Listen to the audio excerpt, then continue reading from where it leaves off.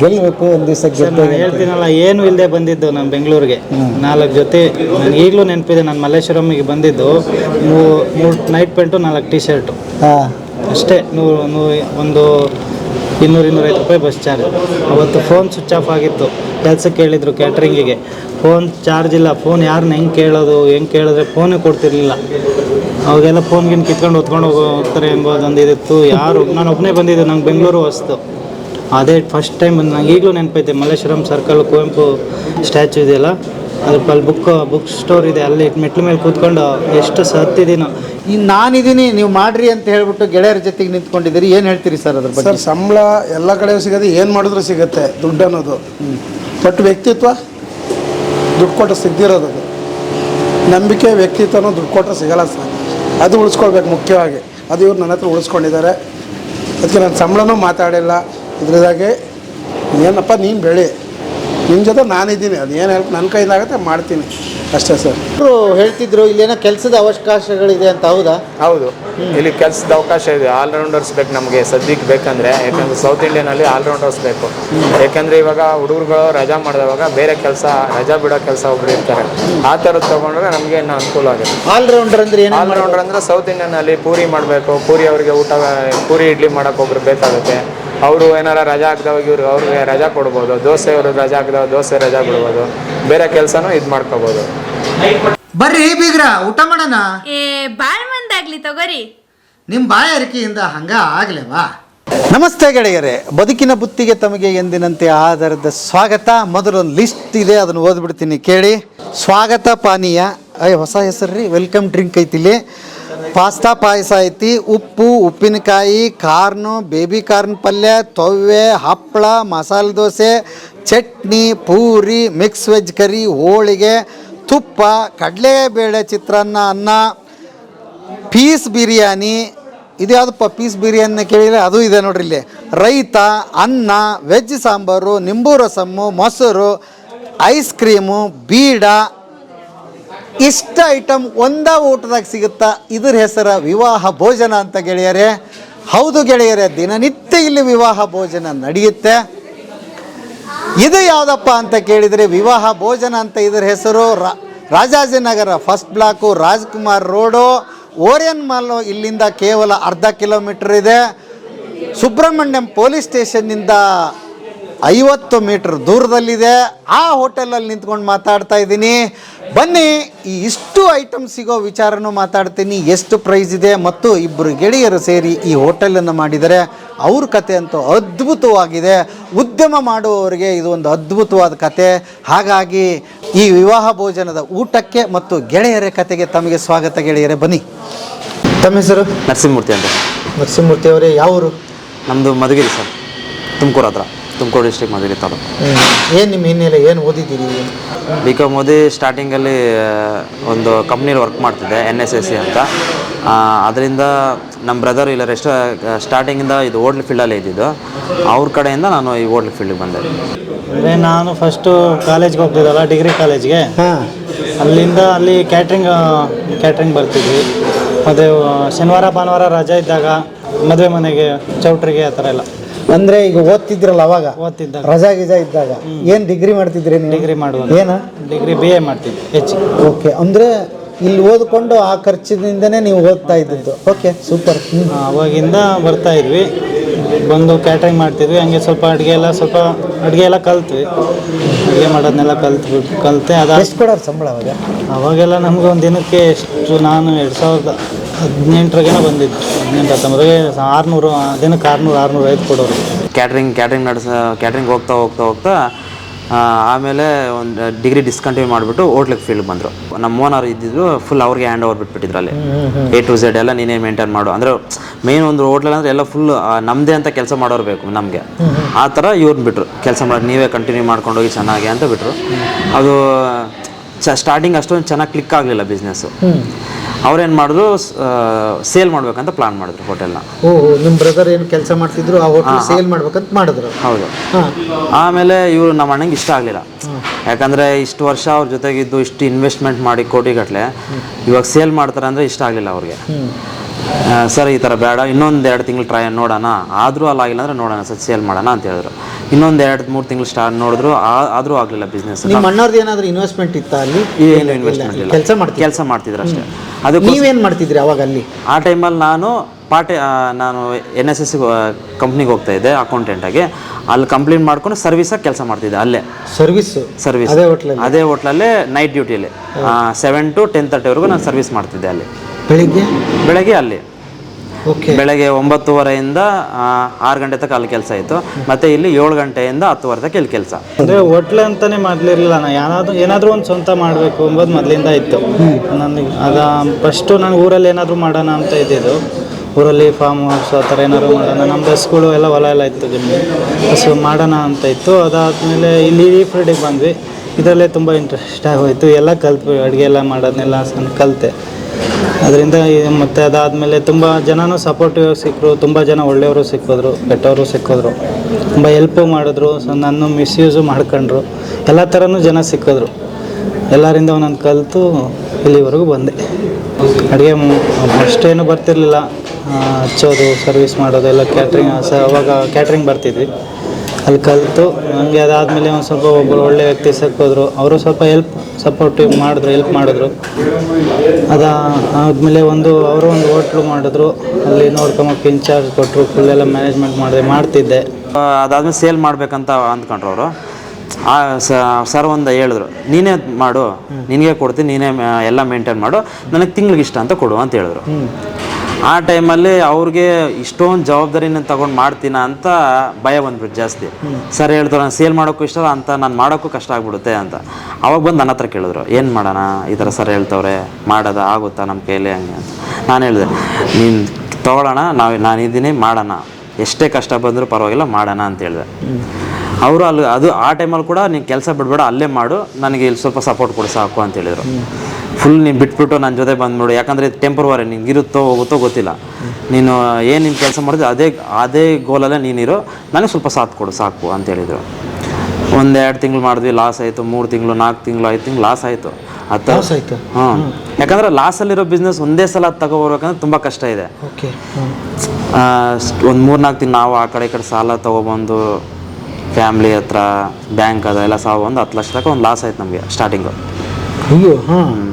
ಯಾಕಂದರೆ ಅವಾಗ ನಾವು ಬಂದಿರೋದು ಬೆಂಗಳೂರು ದುಡಿಯೋಕ್ಕಂತ, ಇರೋ ದುಡ್ಡು ಎಲ್ಲ ನಮ್ಮ ತೊಗೊಂಡು ಅಷ್ಟು ದಿವಸ ದುಡಿದಿದ್ದೆಲ್ಲ ಅಲ್ಲೇ ಹೋಗ್ಬಿಡುತ್ತೆ ಎಲ್ಲ.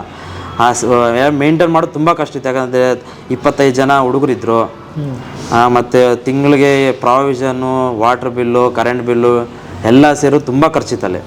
ಹತ್ತತ್ರ ಒಂದು 15-20 ಲಕ್ಷದ ಮೇಲೆ ಇತ್ತು ಖರ್ಚೆಲ್ಲ ತಿಂಗಳಿಗೆ. ವ್ಯಾಪಾರ ಎಷ್ಟಾಗೋದು?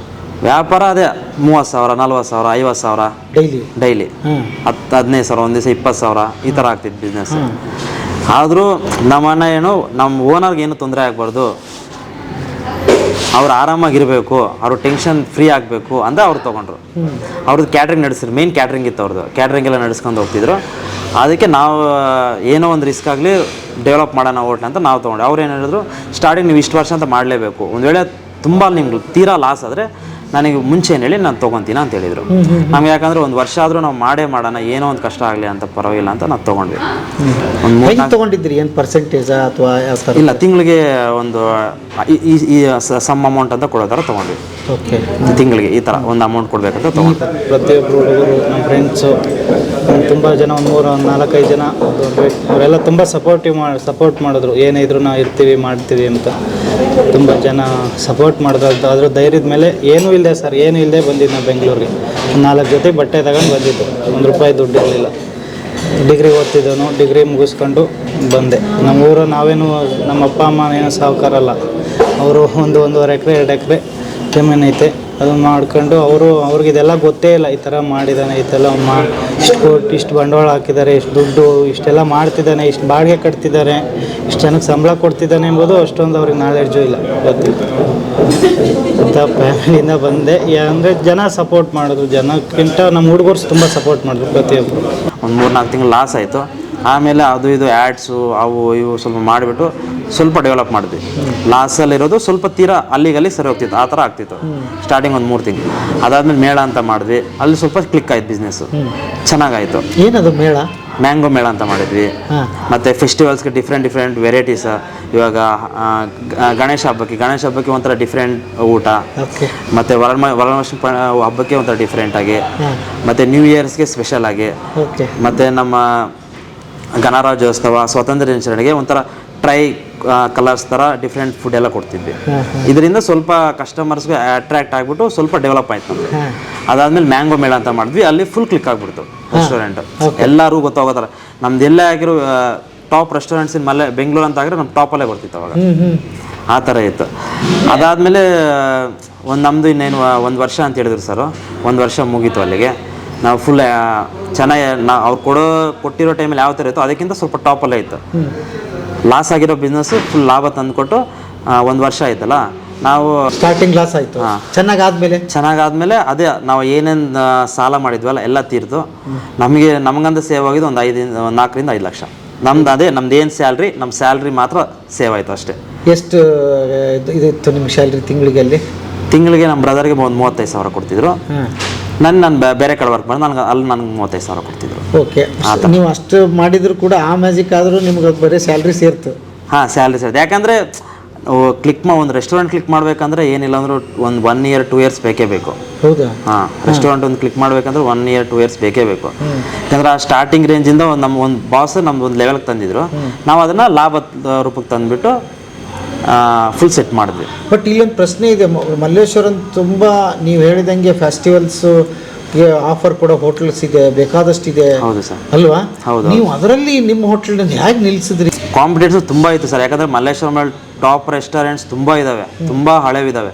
20 ವರ್ಷ 30 ವರ್ಷ ಹೋಟ್ಲು ಕೂಡ ಇದ್ದಾವೆ. ನಮ್ಮದು ಇನ್ನೂ 1 ವರ್ಷದ ಹೋಟ್ಲು ಅಷ್ಟೇ, 1-1.5 ವರ್ಷದ ಹೋಟ್ಲು ಆ ಟೈಮಲ್ಲಿ. ಆದರೆ ಅವ್ರನ್ನೆಲ್ಲ ಕಾಂಪಿಟೇಟಿವ್ ತಡ್ಕೊಂಡೆ ಅಂದರೆ ಫುಡ್ ನಾವು ಆ ಥರ ಕೊಡ್ತಿದ್ವಿ ಸರ್. ಮೇನು ಫುಡ್ ಕ್ವಾಲಿಟಿ ಆಗಲಿ ಕ್ವಾಂಟಿಟಿ ಆಗಲಿ ಪರ್ಫೆಕ್ಟ್ ಆಗಿರ್ತಿತ್ತು ನಮ್ಮದು. ಯಾರಾದರೂ ಕಸ್ಟಮರು ಊಟದ ಬಗ್ಗೆ ಮಾತ್ರ 0 ಕಂಪ್ಲೇಂಟ್ಸ್ ನಮ್ಮದು. ನಾವು ವಿವಾಹ ಭೋಜನ ಅಂತ ಹೋಟೆಲ್ಲು ನೇಮ್ ತುಂಬಾ ಚೆನ್ನಾಗಿದೆ. ಮದುವೆ ಒಂದಿಲ್ಲ ಅಷ್ಟೇ, ವಿವಾಹ ಭೋಜನ ಯಾವ ಥರ ಇರುತ್ತೆ ಅದೇ ಥರ ಇದೆ. ತುಂಬ ಖುಷಿ ಆಯಿತು. ಒಂದು ಒಳ್ಳೆ ಅಫೋರ್ಡಬಲ್ ಪ್ರೈಸಲ್ಲಿ ಒಳ್ಳೆ ಊಟ ಅಂತ ಹೇಳ್ಬೋದು. ತುಂಬ ಚೆನ್ನಾಗಿದೆ.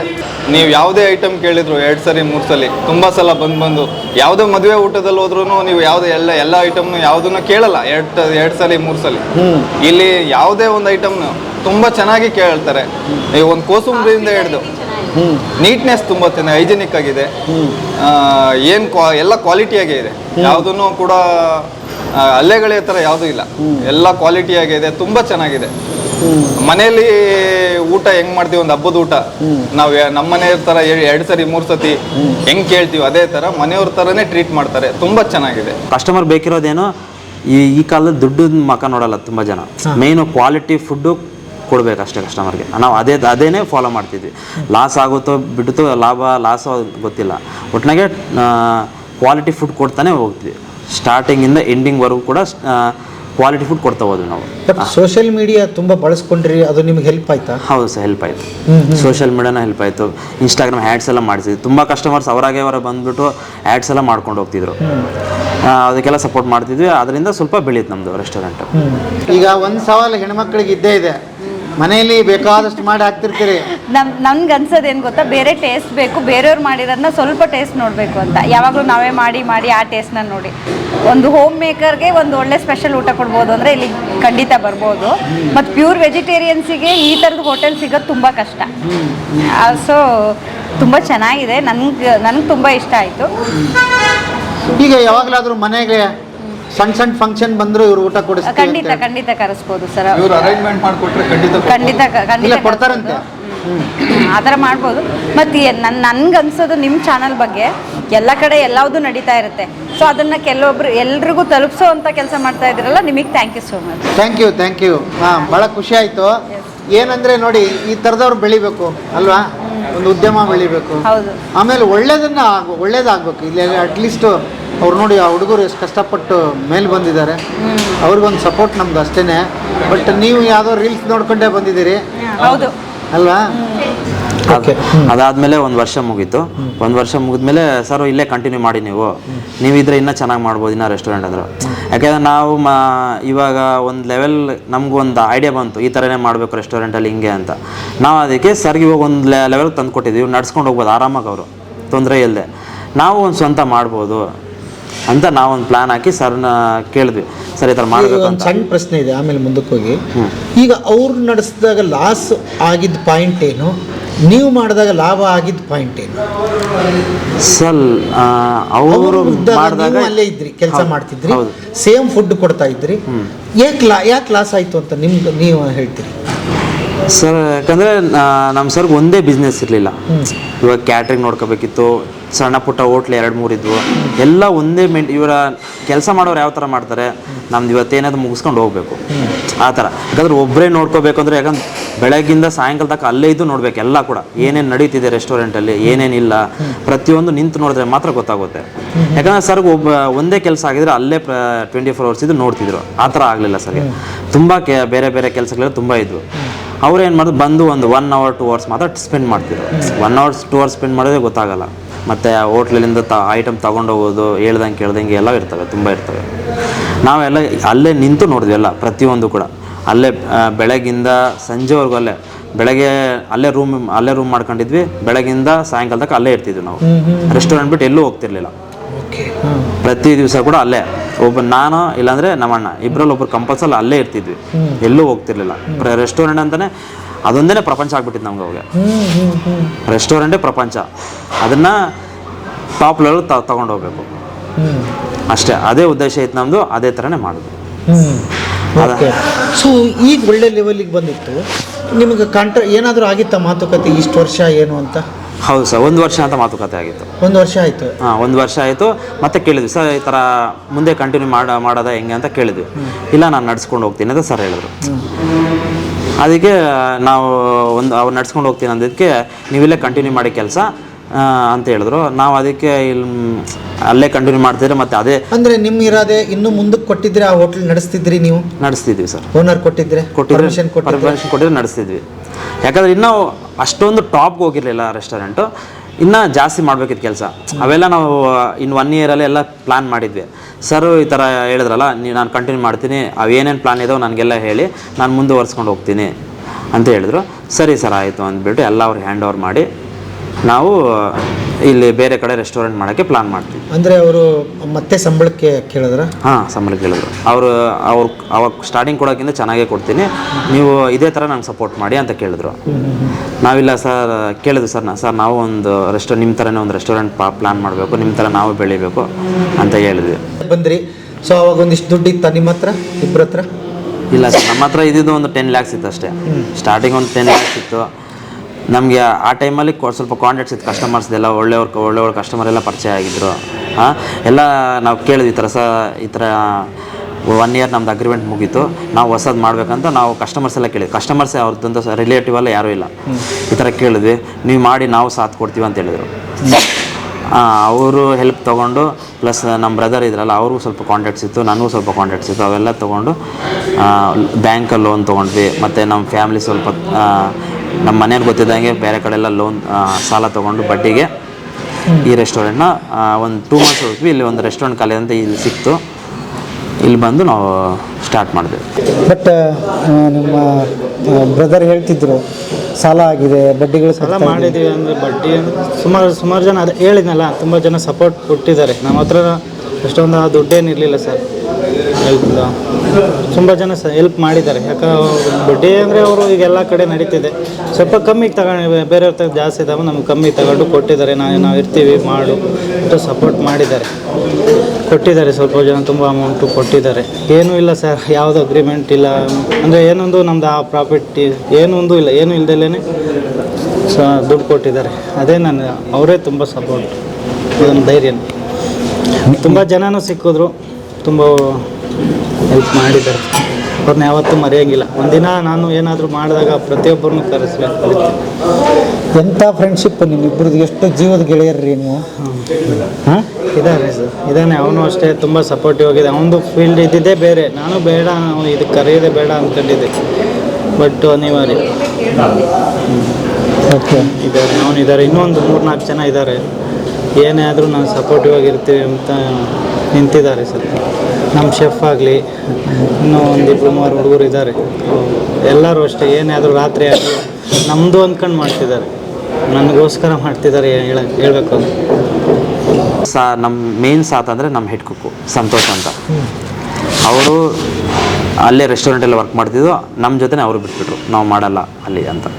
ನೀವೇನಾದರೂ ಹೊಸ್ದಾಗಿ ಮಾಡ್ತೀವಿ ಅಂದರೆ ನಾನು ಹೆಲ್ಪ್ ಮಾಡ್ತೀನಿ, ಎಷ್ಟೇ ಕಷ್ಟ ಆದರೂ ಏನೇ ಆದರೂ ಕೂಡ ನನಗೆ ಸ್ಯಾಲ್ರಿನ ಅವಶ್ಯಕತೆ ಇಲ್ಲ, ನೀವು ಬೆಳೀರಿ, ನನಗೆ ಒಂದು 10,000 ಕೊಡಿ ಸಾಕು ತಿಂಗಳಿಗೆ.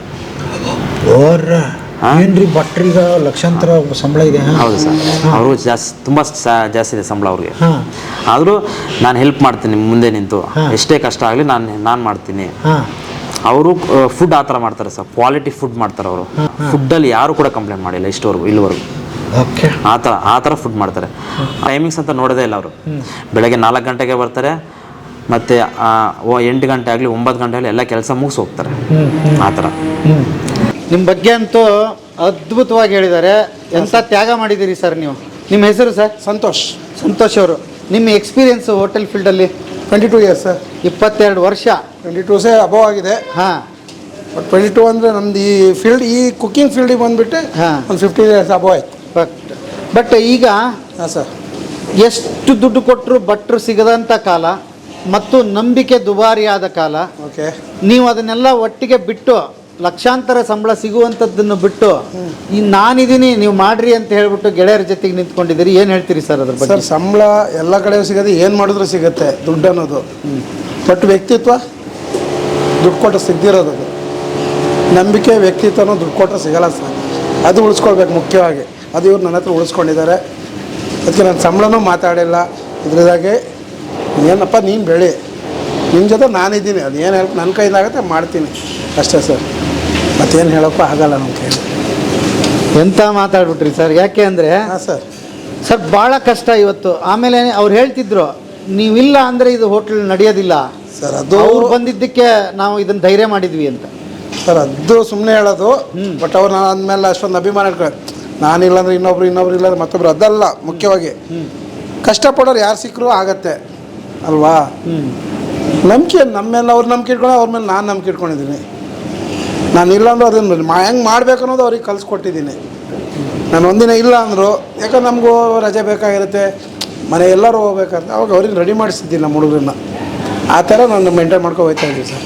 ಬೇಕಾದಷ್ಟು ದೊಡ್ಡ ಎಕ್ಸ್ಪೀರಿಯನ್ಸ್ ಇದೆ ಸರ್. ಬೇಕಾದಷ್ಟು ಹೋಟೆಲ್ಗಳು ನೀವು ನೋಡಿದ್ದೀರಿ, ಅಡುಗೆ ಇದೆ ಸರ್. ನಾನು ಸ್ಟಾರ್ ಹೋಟ್ಲಲ್ಲೆಲ್ಲ ಮಾಡಿದ್ದೀನಿ sir. Star hotel? Yeah sir. ಹಾಂ.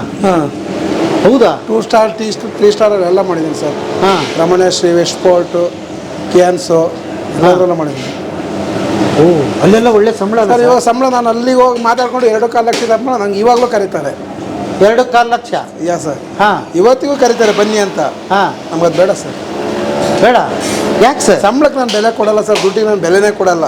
ಹಾಂ. ದುಡ್ಡು ಇವತ್ತಿರುತ್ತೆ, ನಾಳೆ ಹೋಗುತ್ತೆ ಸರ್. ಹಾಂ. ಬಟ್ ಮನುಷ್ಯರು ಸಿಗತ್ತಾ ಸರ್? ಇಲ್ಲ, ಸಿಗಲ್ಲ. ಅಲ್ಲ ಸರ್, ನನಗೇನು ಸಿಗುತ್ತೆ ಅದೇ ಗ್ರೇಟ್ ಅನ್ನೋ ಬದುಕ್ತಿರೋ ಕಾಲದಲ್ಲಿ. ಹಾಂ ಸರ್. ಹಾಗೆ ಸರ್, ನಮ್ಗೆ ದುಡ್ಡಿನ ಅವಶ್ಯಕತೆ ಇಲ್ಲ ಸರ್.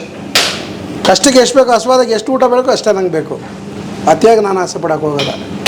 ಹಸ್ವಾದ ನಮ್ಗೆ ಎಷ್ಟು ಊಟ ಬೇಕಾಗತ್ತೆ ಸರ್? ಇಷ್ಟು ಕೊಟ್ಟಿರ್ತಾರೆ, ಅಷ್ಟು ತಿನ್ನೋಕ್ಕಾಗತ್ತಾ? ಇಲ್ವಲ್ಲ ಸರ್. ಇಷ್ಟು ತಿನ್ಬೋದು. ಅದಕ್ಕಿಂತ ಜಾಸ್ತಿ ತಿನ್ನೋಕ್ಕಾಗತ್ತಾ? ಹೌದಲ್ಲ ಸರ್. ಅದು ತಿನ್ನೋಕ್ಕಾಗಲ್ಲ. ಹಸ್ವಾದಾಗ ಎಷ್ಟು ತಿನ್ನಬೇಕು ಅಷ್ಟು. ಇಷ್ಟು ಕೊಡ್ತೀನಪ್ಪ ತಿನ್ನು ಅಂದ್ರೆ ತಿನ್ನೋಕ್ಕಾಗತ್ತಾ? ನಮ್ಮ ಹೊಟ್ಟೆಗೆ ಎಷ್ಟು ಬೇಕು ಅಷ್ಟು ಮಾತ್ರ ತಿನ್ಬೋದು. ಹಾಗೆ ಇವರು.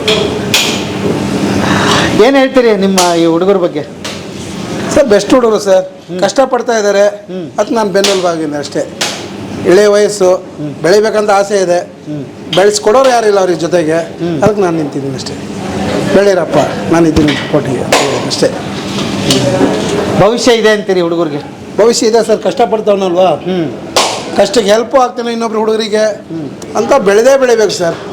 ಇನ್ನೊಬ್ರಿಗೆ ಕಷ್ಟಪಟ್ಟವ್ರಿಗೆ ಬೆಳಿಬೇಕಂದ್ರಾಗ ಬೆಳಿಲೇಬೇಕಲ್ವ ಸರ್. ಬೆಳೆಗೆ ನಾವು ಸಪೋರ್ಟ್ ಮಾಡೋಣ. ಏನಂತೀರ ಸರ್? ಕೊಡಿ ಸರ್. ಕೈ ಕೆಸರಾದರೆ ಬಾಯಿ ಮೊಸರು ಕೊಡಿ ಸರ್. ನಿಜವಾದ ಸರ್. ಅಲ್ವಾ? ಹೌದು ಸರ್. Thank you sir. ನಿಮ್ಮ ಸಪೋರ್ಟ್ ಹೀಗೆ ಇರಲಿ.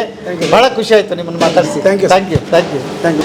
ಊಟ ಚೆನ್ನಾಗಿದೆ, ಎಲ್ಲನೂ ಟೇಸ್ಟ್ ಇದೆ. ಹಾಂ. ಪ್ರತಿಯೊಂದು ಪೂರಿ ಆಗಿರ್ಬೋದು, ದೋಸೆ ಆಗಿರ್ಬೋದು, ಪಲಾವು, ಗೋಂಗೂರ ರೈಸು, ಚಟ್ನಿ ಎಲ್ಲ ಚೆನ್ನಾಗಿದೆ. ಎಲ್ಲ ಚೆನ್ನಾಗಿದೆ. ಓಕೆ. ಹಾಂ. ವಿವಾಹ ಭೋಜನ ಅಂತ ಇಟ್ಟಿದ್ದಾರೆ, ಅದು ತಕ್ಕನಂಗಿದೆಯಾ? ಇಲ್ಲ, ಅದು ತಕ್ಕಂಗಿದೆ ಸರ್, ಪರವಾಗಿಲ್ಲ. ನಾನು ಯೂಟ್ಯೂಬಲ್ಲಿ ನೋಡ್ಕೊಂಡು ಬಂದಿದ್ದು. ಹೌದಾ? ನಿನ್ನೆ ಮೊನ್ನೆ ನೋಡಿದೆ ಯಾವುದು ವಿವಾಹ ಭೋಜನ ಅಂದ್ಬಿಟ್ಟು ನೋಡ್ಕೊಂಬಂದೆ, ಚೆನ್ನಾಗಿದೆ. ಓಕೆ. ಹಾಂ ಹಾಂ ವರ್ತು ಅಂತೀರಿ? ಇಲ್ಲ ಸರ್, ಆರಾಮಟ್ಟು ಫುಲ್ಲು ಏನು ಸರ್, ಒಂದು ಹೋಟ್ಲಿಗೆ ಹೋದಂದರೆ 100 ರೂಪಾಯಿ ಒಂದು ಮಿಲ್ಸು. ಇದು ಅನ್ಲಿಮಿಟೆಡ್ ಎಷ್ಟು ಬೇಕಾದ್ರೂ ತಿನ್ಬೋದು. ಇದು ನನಗೆ ತಿನ್ನೋಕ್ಕಾಗ್ತಿಲ್ಲ. ಚೆನ್ನಾಗಿದೆ. ಆಮೇಲೆ ಕೇಳಿ ಬಡಿಸ್ತಾರಂತೆ. ಅದೇ ನಿಜನೇ ಸರ್, ಕೇಳಿ ಪಲಾವ್ ಎಲ್ಲ ಕೇಳಿ ನಾವು ಯಾರು ಕೇಳ್ಬೇಕಾದ್ರೆ ಹಾಕೊಂಡು ತಿನ್ಬೋದು. ಇಲ್ಲ ಅನ್ಲಿಮಿಟೆಡ್ ಚೆನ್ನಾಗಿದೆ. ಊಟ ನಮಗೆ ಸ್ಟಾರ್ಟಿಂಗಿಂದ ನಮಗೂ ಹಿಡಿದು ಬಾಳೆಲೆ ಊಟ ಮಾಡಬೇಕು ಅಂತಲೇ ನಮಗೂ ಇಷ್ಟ ಇದ್ದಿದ್ದು. ನಾವು ನಮ್ಗೆ ಐಡಿಯಾ ಎಲ್ಲ ಫುಲ್ ಇದ್ದಿದ್ದು ಕೂಡ ಒಂದು ಬಾಳೆಲೆ ಊಟದಲ್ಲಿ ಯಾವ ಥರ ಮಾಡಬೇಕಂತ ನಮ್ಗೆ ಐಡಿಯಾ ಇದ್ದಿದ್ದು. ಅದೇ ಥರ ಅಲ್ಲೂ ಮಾಡ್ತಿದ್ವಿ.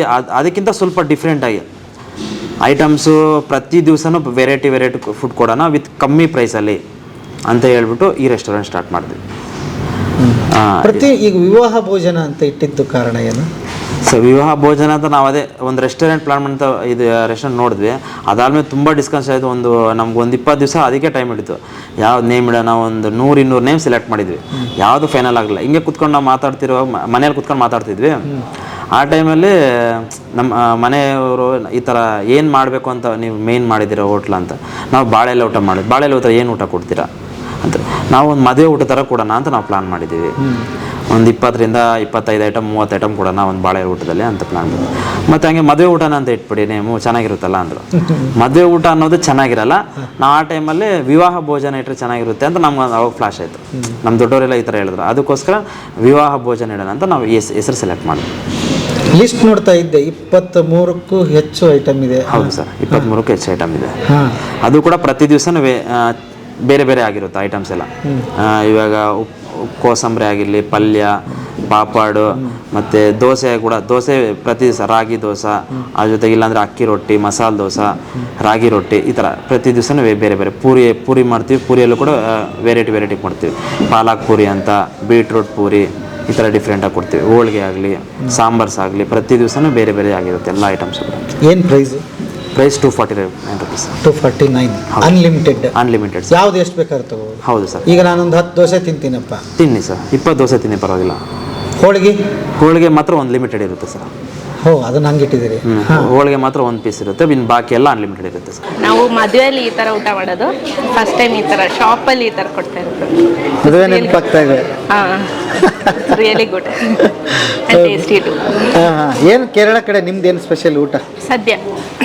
ಸದ್ಯ sambar 2-3 so many items will be okay.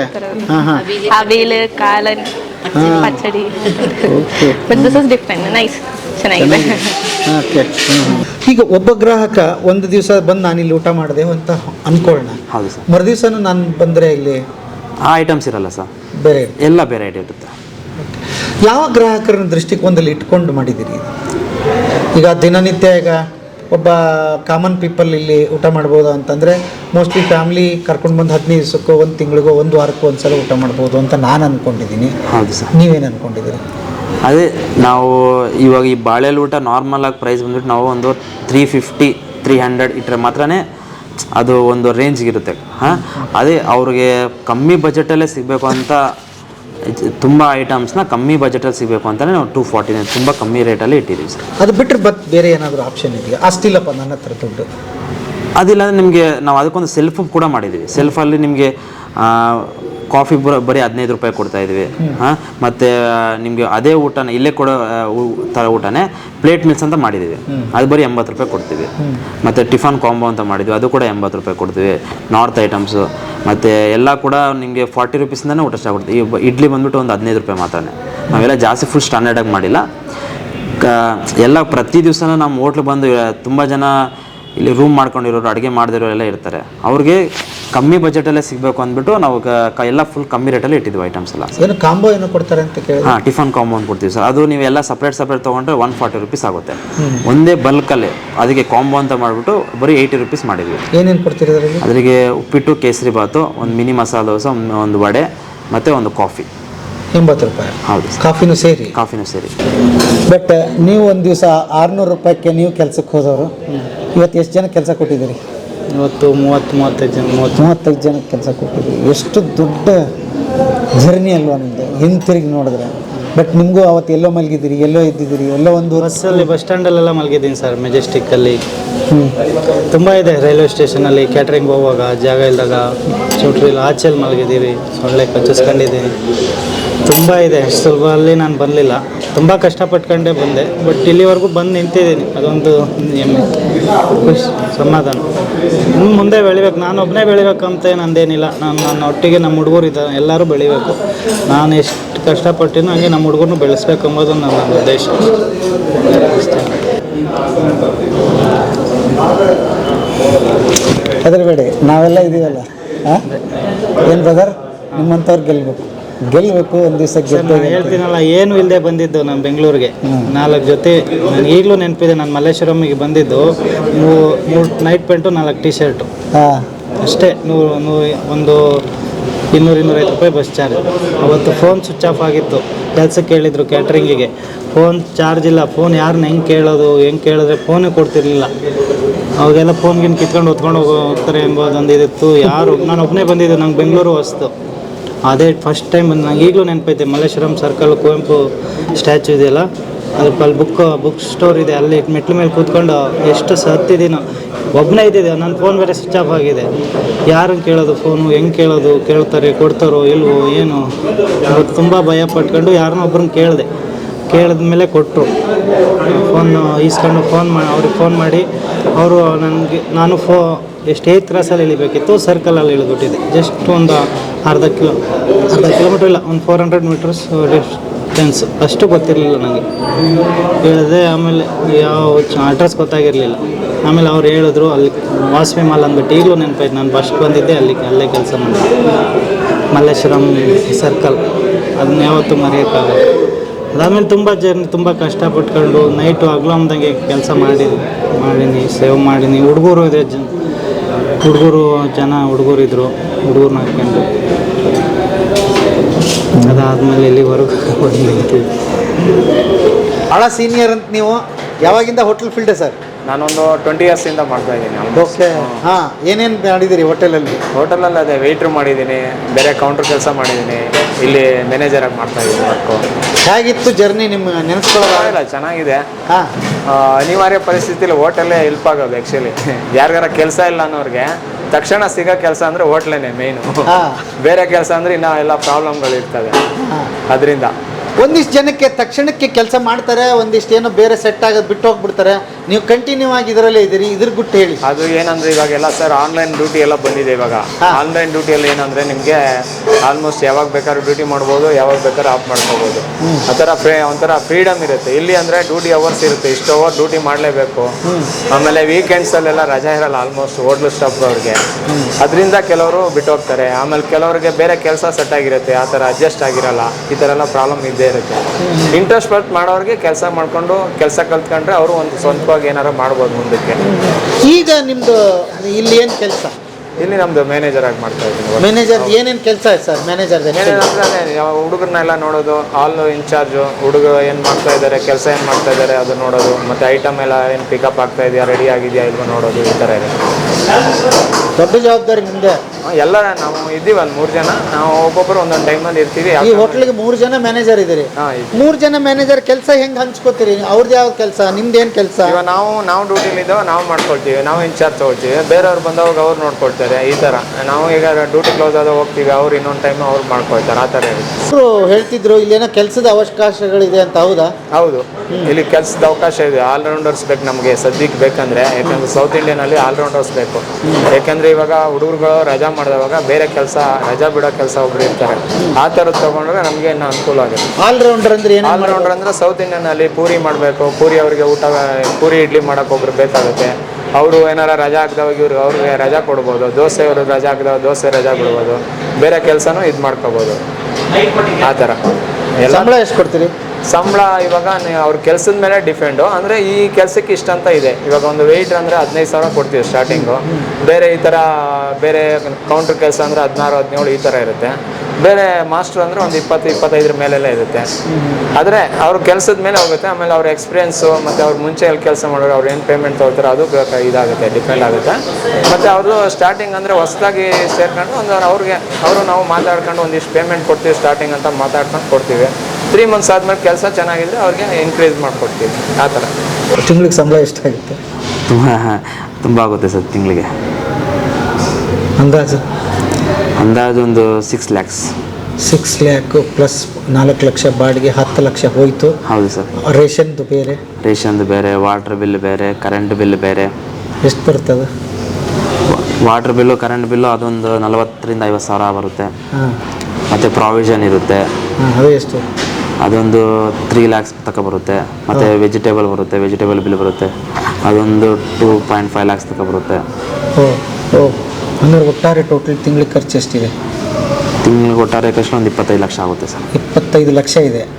ಈಗ ಎಷ್ಟಾಗ್ತಿದೆ ಬಿಸ್ನೆಸ್? ಇವಾಗಿನ ಸ್ಟಾರ್ಟಿಂಗ್ 1 ಮಂತ್ ಆಗಿರೋದಲ್ವಾ, ಸ್ಟಾರ್ಟಿಂಗೆಲ್ಲ ಒಂದೇ ಆಗಲಿಲ್ಲ, ಒಂದು ಇವಾಗ ಕಮ್ಮಿ ಆಗ್ತಿದೆ.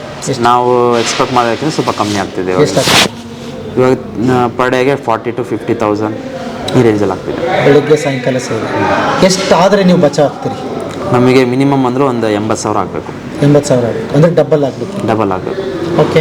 ಹಾಂ, ನಾವು ಸ್ಟಾರ್ಟಿಂಗಲ್ಲಿ ಒಂದು 1 week ಎಲ್ಲ ಬರೀ 10,000 15,000 20,000 ಆಗ್ತಿತ್ತು. ಇವಾಗ 10-20,000ಇಂದ 40,000ವರೆಗೂ ಬಂದಿದೆ. ಅದೇ ಥರ ಇನ್ನು ಮುಂದಕ್ಕೆ ಹೋಗ್ಬೇಕು, ಮಾಡ್ತಾ ಇದ್ದೀವಿ, ಒಂದೊಂದು ಡೆವಲಪ್ ಮಾಡ್ತಾ ಇದ್ದೀವಿ. ಅದನ್ನು 40,000 ಇರೋದನ್ನ 20,000 ಇರೋದನ್ನ 40,000 ತನಕ ಮಾಡಿದ್ವಿ. ಇವಾಗ 40,000 ಇರೋದನ್ನ 80,000 ತನಕ ಮಾಡಬೇಕು. ಓಕೆ. ಮತ್ತು ಸ್ಯಾಲ್ರೀಸ್ ಎಲ್ಲ ಕೂಡ ಇನ್ನೂ ಹುಡುಗರು ಕೊಟ್ಟು ಎಲ್ಲ ನಮ್ಮ ಹುಡುಗರೇ ಇರೋದು. ನಮ್ಮ ಜೊತೆ ಕೆಲಸ ಓದಿರೋರು, ನಮ್ಮ ಮತ್ತೆ ಲಾಸ್ಟ್ 3 years ನಮ್ಮ ಜೊತೆ ಕೆಲಸ ಮಾಡಿರೋ ಇಲ್ಲಿರೋದು. ಅವರು ಇಷ್ಟವರೆಗೂ ನಮ್ಮ ಹತ್ರ ಸ್ಯಾಲ್ರಿನೂ ಕೇಳಿಲ್ಲ. ಆಲ್ರೆಡಿ ಬಂದು 1.5 ತಿಂಗಳಾಯಿತು, ಇಷ್ಟವರೆಗೂ ಸ್ಯಾಲ್ರಿ ಕೇಳಿಲ್ಲ ನಮ್ಮ ಹತ್ರ. ಬಟ್ ಇವತ್ತಲ್ಲ ನಾಳೆ ಕೊಡಲೇಬೇಕು. ಕಷ್ಟದಲ್ಲಿ ಇರ್ತಾರೆ, ಮಾಡ್ತಿರ್ತಾರೆ, ಕೊಡಲೇಬೇಕು. ಅದು ಆ ಥರ ಹೆಲ್ಪ್ ಮಾಡ್ತಿದ್ದಾರೆ. ಇವತ್ತಿಲ್ಲ ನಾಳೆ ಕೊಡಿ ಪರವಾಗಿಲ್ಲ, ನಮಗೆ ಇವಾಗ 20,000 ಕೊಡಿದ್ರೆ ಒಂದು 2,000 ಕೊಡಿ, ಈ ಥರ ಹೆಲ್ಪ್ ಮಾಡ್ತಿದ್ದಾರೆ. ಅದರಿಂದ ನಾವು ಸ್ವಲ್ಪ ಸಾಲಗಳೆಲ್ಲ ತೀರ್ಸೋಕ್ಕೂ ಸುಲಭ ಆಗ್ತಿದೆ. ಮುಂದಿನ ಕನಸು ಏನಿದೆ ನಿಮ್ಮದು? ಮುಂದಿನ ಕನಸು ಅಂದರೆ ಈ ರೆಸ್ಟೋರೆಂಟ್ ಒಂದು ಟಾಪ್ ಲೆವೆಲ್ ನಿಲ್ಲಿಸಬೇಕು, ಮತ್ತು ಕ್ಯಾಟ್ರಿಂಗ್ ಡೆವಲಪ್ ಮಾಡಬೇಕು. ಒಂದು ಕ್ವಾಲಿಟಿ ಫುಡ್ ವಿತ್ ಕಮ್ಮಿ ಪ್ರೈಸಲ್ಲಿ ಕೊಡಬೇಕಂತ ನನ್ನ ಪ್ಲಾನ್ ಕಸ್ಟಮರ್ಸ್. ಕ್ಯಾಟ್ರಿಂಗಿಗೆ ಈಗ ಕ್ಯಾಟ್ರಿಂಗ್ ಆರ್ಡರ್ ಬಂದರೆ ಕೊಡ್ತೀರಿ ನೀವು? ಎಷ್ಟು ಜನದಿಂದ ಶುರು ಆಗುತ್ತೆ, ಹೇಗೆ ಕೊಡ್ತೀರಿ ಸರ್? ನಿಮಗೆ ವಿತೌಟ್ ಸರ್ವಿಸ್ ಬೇಕಂದರೆ ಎಬೋವ್ 50 ಇರಬೇಕು. ವಿತ್ ಸರ್ವಿಸ್ ಬೇಕಂದರೆ ಎಬೋವ್ 50 ಇರಬೇಕು. ವಿತೌಟ್ ಸರ್ವಿಸ್ ಕಮ್ಮಿಯಿಂದನೇ ಕೊಡ್ತೀವಿ, 20 ಜನಕ್ಕೆ ಕೊಡ್ತೀವಿ. ಏನು ಸೇಮ್ ಇಲ್ಲಿ ಸಿಗುತ್ತಲ್ಲ? ಹಾಂ, ಇಲ್ಲಿ ಸಿಗೋ ಥರನೇ ಕೊಡ್ತೀವಿ, ಎಲ್ಲ ಐಟಮ್ಸು ಕೊಡ್ತೀವಿ. ಏನೇನು ಒಂದ್ಸಲ ಹೆಸರು ಹೇಳಿ. ಇಲ್ಲಿ ನಾವು ವೆಲ್ಕಮ್ ಡ್ರಿಂಕು, ಉಪ್ಪು ಉಪ್ಪಿನಕಾಯಿ, ಕೋಸಂಬರಿ, ಪಲ್ಯ, ತೊವೆ, ಪಾಪಡ್, ಪೂರಿ, ದೋಸೆ, ಹೋಳಿಗೆ, ಗೀ, ಮತ್ತು ಒಂದು ಫ್ಲೇವರ್ಡ್ ರೈಸ್ ಅಂತ ಕೊಡ್ತೀವಿ. ಪುಲಾವ್, ರೈತ, ಅನ್ನ, ಸಾಂಬಾರು, ರಸಂ, ಮೊಸರು, ಬೀಡ, ಐಸ್ ಕ್ರೀಮ್, ಇಷ್ಟು ಐಟಮ್ ಕೊಡ್ತೀವಿ ಸರ್. ಅವರಿಲ್ಲೇ ಬಂದು ತೊಗೊಂಡೋಗ್ಬೇಕು. Same rate. ಪಾರ್ಸಲ್ ಚಾರ್ಜಸ್ ಮಾತ್ರ ಜಾಸ್ತಿ, ಒಂದು 10-15 rupees ಜಾಸ್ತಿ ಇರುತ್ತೆ. ಕೊಡ್ತೀವಿ ಸರ್. ಈಗ ಆರ್ಡರ್ ತುಂಬ ಬರ್ತಾ ಇದೆಯಾ ನಿಮಗೆ? ಹಾಂ, ಬರ್ತಿದೆ ಸರ್. ಔಟ್ಸೈಡ್ ಆರ್ಡರ್ ತುಂಬ ಬರ್ತಿದೆ. ಓಕೆ. ಹಾಂ, ಮೇಲೆ ಏನೋ ನಾನು ನೋಡ್ತಿದ್ದೆ, party hall ready. Party hall ಕೂಡ ಇದೆ ಸರ್. ಪಾರ್ಟಿ ಹಾಲ್ ಇದೆ, ಮತ್ತು ಕ್ಯಾಟ್ರಿಂಗ್ ವ್ಯವಸ್ಥೆ ಕೂಡ ಕೊಡ್ತೀವಿ. ಅದು ತುಂಬ ಜನ ನಮ್ಮ ನಿಯರ್ ಬೈ ನೋಡಿರೋದು ಮಿನಿಮಮ್ 100 ಇರಲೇಬೇಕು, ಇಲ್ಲಾಂದರೆ ಪಾರ್ಟಿ ಹಾಲ್ ಕೊಡಲ್ಲ, ಅದೇ ಸಪ್ರೇಟ್ ಚಾರ್ಜಸ್ ಅಂತೀರಿ. ನಾವು ಆ ಥರ ಏನಿಲ್ಲ, ಮಿನಿಮಮ್ 70 ಮೆಂಬರ್ಸ್ ಬಂದರೂ ಕೊಡ್ತೀವಿ. 70 ಜನ ಬಂದರೆ ಅವ್ರಿಗೆ ಊಟ ಕೊಡ್ತೀರಿ, ಅದು ಹಾಲ್ ಫ್ರೀ ಇರುತ್ತೆ? ಹೌದು ಸರ್. ಓಕೆ. ಊಟದ ಮಾತ್ರ ಚಾರ್ಜಸ್ ಮಾಡ್ತೀವಿ, ಹಾಲ್ ಫ್ರೀ ಇರುತ್ತೆ. ಮುಂದಿನ ದಿನಗಳಲ್ಲಿ ಅದಾಗುತ್ತೆ. ಹೌದು ಸರ್. ಟೈಮಿಂಗ್ಸ್ ಏನಾದರೂ ಇದೆಯಾ ಊಟದ್ದು? ಊಟ ಟೈಮಿಂಗ್ಸು ಮಧ್ಯಾಹ್ನ 12 ರಿಂದ 4 ತನಕ ಇರುತ್ತೆ, ಮತ್ತು ರಾತ್ರಿ 7 ರಿಂದ 10 ತನಕ ಇರುತ್ತೆ ಸರ್. ಓಕೆ. ರಜಾ ಯಾವತ್ತಾದರೂ ಇದೆಯಾ? ರಜಾ ಯಾವತ್ತಿಲ್ಲ ಸರ್. ಅಡ್ರೆಸ್ ಹೇಳ್ಬಿಡಿ ಒಂದು ಸಲ. ಇದು ರಾಜಾಜಿನಗರ, ರಾಜ್ಕುಮಾರ್ ರಸ್ತೆ, ಫಸ್ಟ್ ಬ್ಲಾಕ್ ಬರುತ್ತೆ ಸರ್. First block. ನಮಗೆ ಓರಿಯನ್ ಮಾಲಿಂದ ಒಂದು 3/4 ಕಿಲೋಮೀಟರ್ ಆಗುತ್ತೆ ಕರೆಕ್ಟ್. ಓರಿಯನ್ ಮಾಲಿಂದ. ಹಾಂ. ಇದು ಸುಬ್ರಹ್ಮಣ್ಯ ನಗರ ಪೊಲೀಸ್ ಸ್ಟೇಷನಿಂದ ಕರೆಕ್ಟಾಗಿ 100 meters ಆಗುತ್ತೆ ನಮಗೆ. Best of luck. ಒಳ್ಳೇದಾಗಲಿ ಬ್ರದರ್, ಒಳ್ಳೇದಾಗಲಿ. ಗೆಲ್ಬೇಕು ನೀವು, ನಿಮ್ಮ ಜೊತೆಗೆ ನಾವಿದ್ದೀವಿ. Okay, thank you.